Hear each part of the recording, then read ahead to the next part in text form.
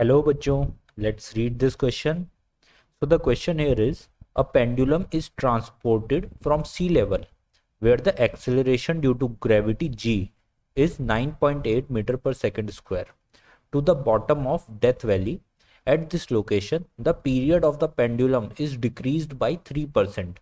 What is the value of g in Death Valley? Right? So देखो क्या हुआ है, आपकी एक पेंडुलम है। इस पेंडुलम को पहले सी लेवल पे रखा हुआ था, ठीक है।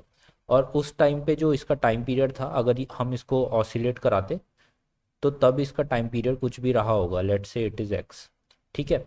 और उसके बाद हमने क्या किया, इस पेंडुलम को हम कहाँ पर ले गए, डेथ वैली के बॉटम में ले गए। तो वहाँ पे हमने देखा कि इसका जो नया टाइम पीरियड आया इस सेम पेंडुलम का, इसकी लेंथ भी सेम है, इसका मास भी सेम है, लेंथ और मास इसका सेम है बिल्कुल। तो अब इसका जो टाइम पीरियड आया नया, वो कितना आया, वो 3% कम हो गया, यानी 0.97x आया, राइट। तो ये जो टाइम पीरियड का डिक्रीमेंट हुआ है किसकी वजह से हुआ है, ये एक्सेलरेशन ड्यू टू ग्रेविटी की वजह से हुआ है। सो इस जगह की जो एक्सेलरेशन ड्यू टू ग्रेविटी है वो हमें फाइंड आउट करनी है T2 की, राइट। तो की कॉन्सेप्ट इस क्वेश्चन में क्या होने वाला है, देखो की कॉन्सेप्ट यहाँ पे हमें पता होना चाहिए कि time period for a simple pendulum का रिलेशनशिप क्या होता है एक्सेलरेशन ड्यू टू ग्रेविटी के साथ, ठीक है। रिलेशन विद जी, जी और टी के बीच में क्या रिलेशन होता है ये अगर आपको मालूम है तो you can easily solve this question. So चलो सॉल्व करते हैं क्वेश्चन को।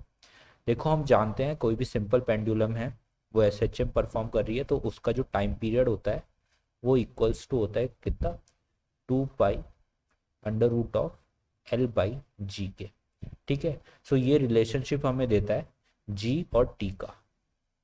अब देखो क्या हुआ, पहली कंडीशन में जो आपका एल था, दूसरी कंडीशन में भी एल सेम ही है, बाकी 2 पाई ये कांस्टेंट है, वो चेंज नहीं हो रहा है। तो अगर टाइम पीरियड में चेंज हुआ है तो वो किसकी वजह से हुआ होगा, वो जी की वजह से हुआ होगा, यानी आपका जी चेंज हुआ है जिसकी वजह से टाइम पीरियड चेंज हुआ है। सो इस इक्वेशन से हम लिख सकते हैं कि जो टाइम पीरियड होता है वो इन्वर्सली प्रोपोर्शनल होता है रूट जी के, राइट। अब इसी इक्वेशन को अगर हम लिखें T1 और T2 की फॉर्म में, लेट से ये T1 था और ये आपका T2 टाइम है। सो T1/T2 आपका कितना आ जाएगा, it will come out to root of G2 ऊपर चला जाएगा और G1 नीचे आ जाएगा क्योंकि इन्वर्सली प्रोपोर्शनल है, ठीक है। अब T1 और T2 में क्या रिलेशनशिप है, अगर T1 100% है, लेट से T1 इज 1, तो T2 कितना है 0.97। ओके, अगर ये 100 है तो ये 97 है क्योंकि 3% इससे कम है, equals to under root of G2 आपको फाइंड आउट करना है कि सेकंड कंडीशन में आपका एक्सेलरेशन ड्यू टू ग्रेविटी कितना है। G1 आपको दिया हुआ है कि फर्स्ट केस में आपका एक्सेलरेशन ड्यू टू ग्रेविटी कितना था, 9.8।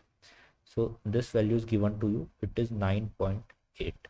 तो हमें G2 चाहिए, तो हम दोनों तरफ जो है स्क्वायर कर देंगे और 9.8 को उधर ले जाएंगे।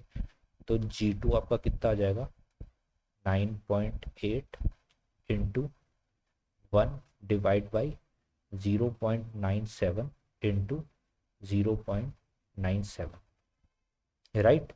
तो इसको जब हम सॉल्व करेंगे G2 की वैल्यू के लिए, तो G2 की वैल्यू यहाँ से आपको आ जाएगी 10.41 मीटर पर सेकेंड स्क्वायर। सो ये वैल्यू हम यहाँ पे ऑप्शन में चेक करते हैं, तो आपका ऑप्शन नंबर डी यहाँ पे करेक्ट आंसर हो जाएगा, दिस इज 10.4 मीटर पर second square. So I hope आपको ये क्वेश्चन समझ में आया। Good luck.